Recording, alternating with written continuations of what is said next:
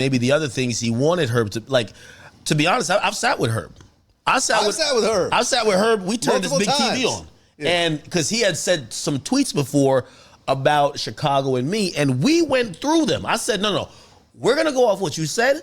We're gonna actually factually speak about this, and at the end of the interview, he pretty much backed down from everything he was saying. So here, years later, I was like, you got baited into the conversation. You got baited. And I understand. Yeah. But also, like, you know, we...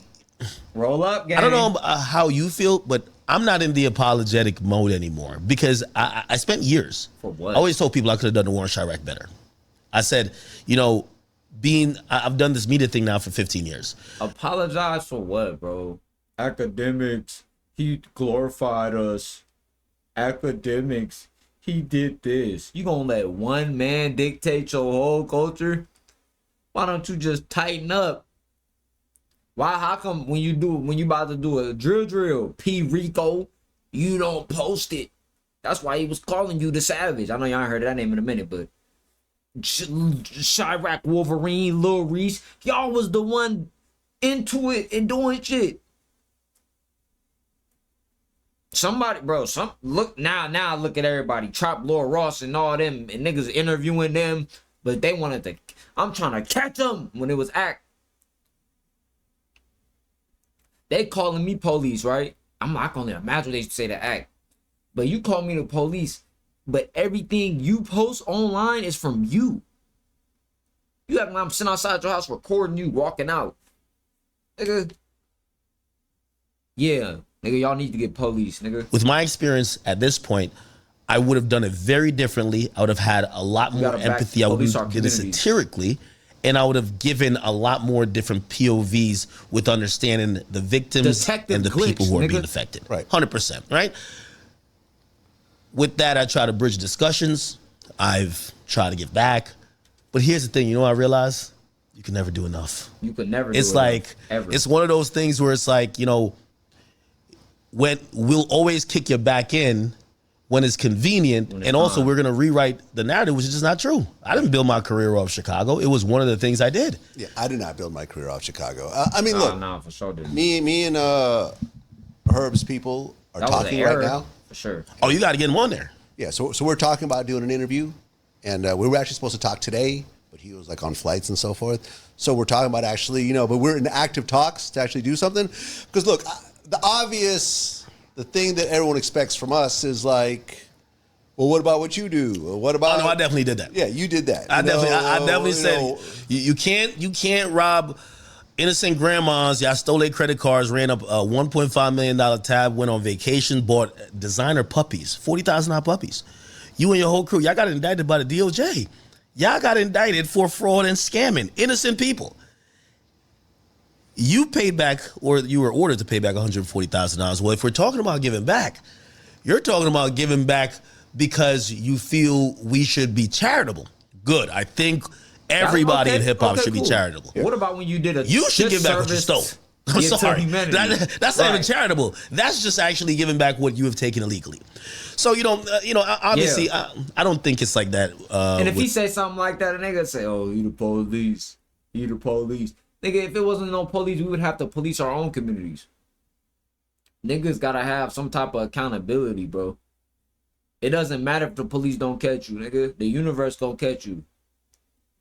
Niggas be thinking the police is just, oh, a nigga with a badge. That shit don't got nothing to do with your frequency, bro. This one I be like, the black community, y'all vibrate low as hell. These niggas will protect the murderer that deleted the innocent person in the hood, but run the cop out the neighborhood. Or whatever, bro. I heard, but I'm glad you guys got to do something. You know what I'm trying to say.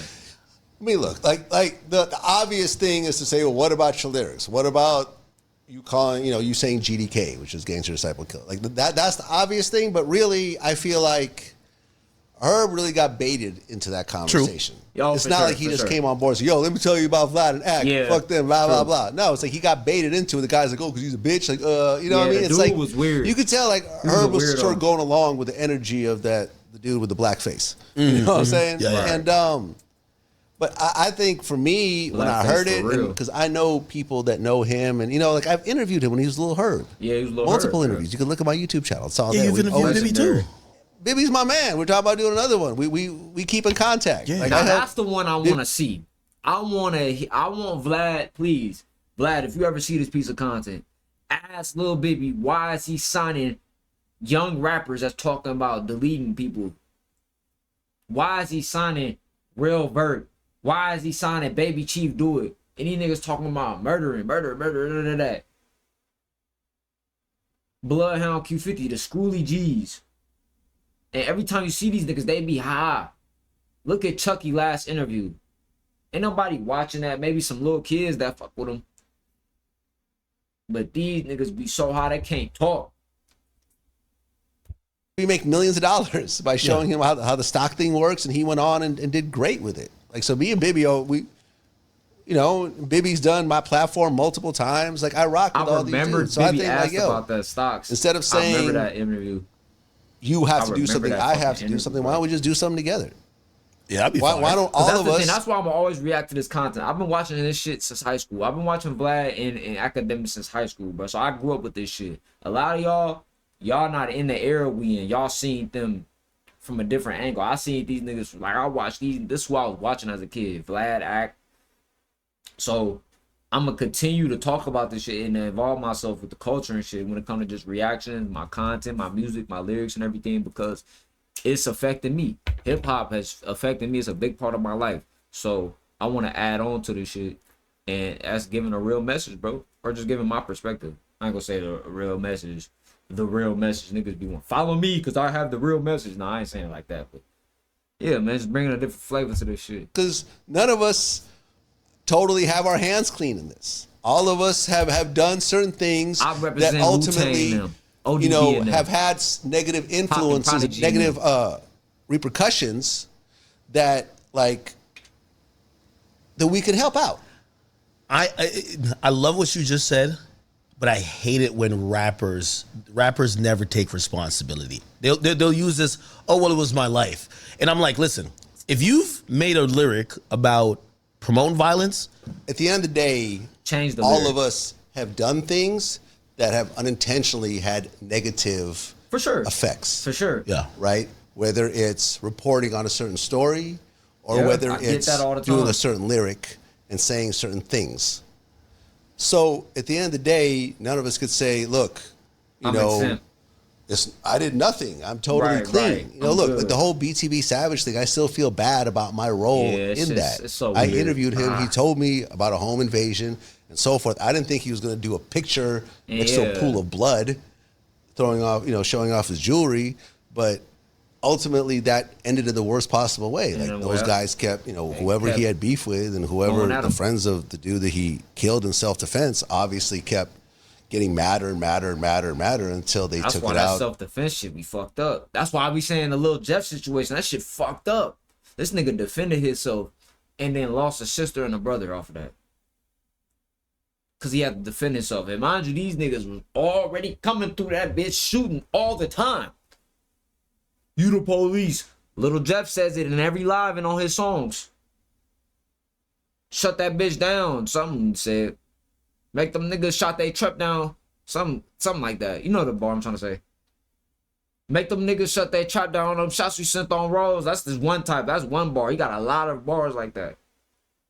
So it's like, we got to really break this shit down from a realistic perspective.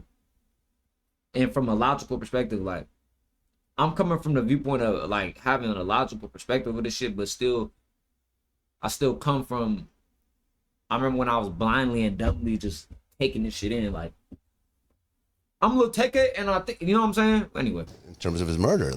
So instead of us just pointing the fingers at each other and say, it's your fault, it's your fault, it's your fault, why don't we actually come together and do something cool? Why don't we, how about this? Instead of saying you need to donate, how about we donate? Hit that like. How about all three of us donate? Yeah, we. We each throw in a certain amount of money and we all donate. Maybe we even do an event in Chicago. I agree. And I'm telling you, I've ran into this issue so many times with rappers. They don't move like that. Rappers don't take accountability. For example, it's easy to say, you weren't from Chicago, so you doing this, you're worse. But they never say, well, my lyrics encouraged a young kid in Chicago who looked at me like I'm him, And when I said this grab is that how butt. I got down, he picked up a gun and may have went and did something. Yeah. It's very hard to take accountability. And this is why I stopped having those conversations where I felt like I was damn near apologizing, because accountability only started and stopped with me. I was always down to say, hey, listen, I like if I could do the war in Chirac again, I would do it better. I wouldn't do this. I wouldn't do that. You probably wouldn't call it that. Yeah, right. Never have I ever heard a rapper saying, yeah, I wouldn't clown him for dying. I wouldn't make this song. That. I wouldn't, because haven't again, heard that. for them, I never heard that. they use a scapegoat of, well, This is my life. I grew up in that environment. That's my life. But that's bullshit. oftentimes these are millionaires that Still have rap left these Chicago. songs. A long like time ago. Lil Durk was living in Atlanta. For a Right. while. He's living in years. Atlanta. Yeah, Gherbo lives in L.A. Lil Durk was living in Atlanta, making songs about the death of someone who died downtown Chicago. Yeah. FBG Duck. Again, I love Lil Durk too. And the thing is, like, Doug was still living in Chicago, though, which is something I tried to change during my interviews. And that's the thing where you have that blackface dude, you know, who's sitting there trying to poke the bear, who you could tell doesn't really know who I am. You know, he may have seen a clip or two. It's like, if you look at my interviews, you really haven't, you know, heard me say, hey, you got beef with this dude. You want to talk some more shit about him? Let's escalate it. Really, it's like, you could look at like Fulio and Young and Ace, my interviews. But all the interviews are like, can y'all work it out? I know both of y'all. Like, can y'all do something? Can one of you guys move away maybe and just get out of this environment? Can you do this? I've tried to get people on the phone together. I've tried to de-escalate things. Vlad, I've let me tell you, consistently tried that. you It doesn't can't- always work, but sometimes it does. Vlad, you can't negotiate with terrorists and you can't negotiate with ignorant rappers. Here's the thing. You're trying to give context to how you do interviews, your style, and how you don't believe you're fan the flames. They're always going to say something. They're going to be like, well, you asked him this that got him locked up. Like, they're always going to have some. They're going to move the goalpost, because here's the thing. And, you know, it took me a long time to learn this. When someone doesn't like you, They just don't like you. you just got to go die for them to be like, oh, okay, fine. And All right, even then, yeah, even then. even then, it'd be like, all that right. shit don't matter neither. That shit make it nah. Now some people they like you after you die. Some people they don't fuck with you. They never fucked with you and they act like they fucked you while you died, and then they don't fuck with you while you going. Like, it's just different. It's different. Usually though, after you pass, people will start to analyze and be like, oh shit. Like, I started to analyze YBC dual life and see the humanity within him. And I fuck with bro. I fuck with his energy. Even though he be on some demonic shit, what he be saying, I fuck with his soul, like his flow, his songs. But I couldn't really pay attention to what the fuck he had going on when he was alive, because that frequency was just too low. You know?